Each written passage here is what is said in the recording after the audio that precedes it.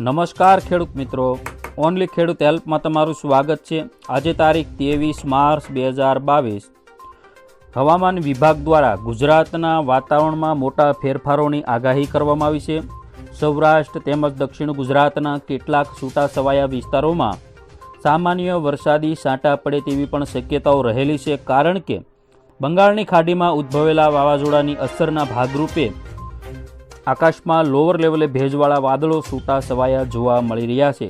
ખાસ કરીને દરિયાકાંઠાના જે વિસ્તારો છે તેમાં વાદળછાયું વાતાવરણ જોવા મળી રહ્યું છે। આજે અરુણાચલમાં ભારે વરસાદની શક્યતા છે, સાથે સાથે દક્ષિણ અનેક રાજ્યોમાં વરસાદની ચેતવણી આપવામાં આવી છે। સૌરાષ્ટ્રમાં વાવાઝોડાની અસરના પગલે વાતાવરણમાં ફેરફાર આવતા સવારે ભેજનું પ્રમાણ વધી ગયું છે, પવનની ગતિ પણ વધી ગઈ છે। રાજકોટમાં 67, દ્વારકામાં 93, ભુજમાં 73 અને વેરાવળમાં 49% ભેજનું પ્રમાણ જોવા મળી રહ્યું છે। તો જેના પગલે દ્વારકા આજુબાજુના વિસ્તારો અને ભુજ આજુબાજુના વિસ્તારોમાં વરસાદી છાંટા પડી શકે છે। વાવાઝોડું આજે મ્યાનમારમાં ત્રાટકવાની શક્યતા રહેલી છે। બંગાળની ખાડીમાં ઊભું થયેલું વાવાઝોડું આજની નોર્થ દિશામાં આગળ વધી રહ્યું છે, ધીમે ધીમે આંદામાનથી દૂર જઈ રહ્યું છે। પ્રતિ કલાકના 12 કિલોમીટરની ઝડપે વાવાઝોડું આગળ વધી રહ્યું છે અને તારીખ 22ના બપોર પછી મ્યાનમારના દરિયાકાંઠે ટકરાવવાની શક્યતાઓ હતી, જેના પગલે આજે તેની ગતિમાં થોડો ઘણો ઘટાડો થયો હોય, પરંતુ અત્યારે વરસાદની શક્યતાઓ ત્યાં વધારે છે અને ભારે વરસાદની આગાહી પણ કરવામાં આવી છે। તંત્રને પણ એલર્ટ કરી દેવામાં આવ્યું છે।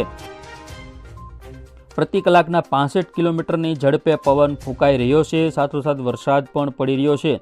તો આ આગાહી હતી આજે અને આવતીકાલે અને 4-5 દિવસ માટે ગુજરાતના ખાસ કરીને સૌરાષ્ટ્રના જામનગર, દ્વારકા, કચ્છ, જૂનાગઢ, ભાવનગર, સુરેન્દ્રનગર, રાજકોટ સહિતના જિલ્લાઓમાં વાદળછાયું વાતાવરણ જોવા મળશે, જે લાઈવ વિડીયોના માધ્યમથી તમે અહીં જોઈ રહ્યા છો।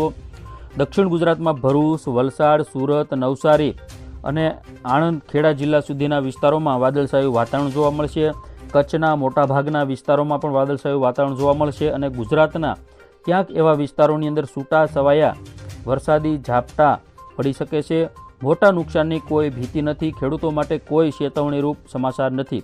તો બસ ખેડૂત મિત્રો, ફરી વખત મળીશું નવી અપડેટ સાથે। ત્યાં સુધી મને રજા આપશો। જય જવાન, જય કિસાન।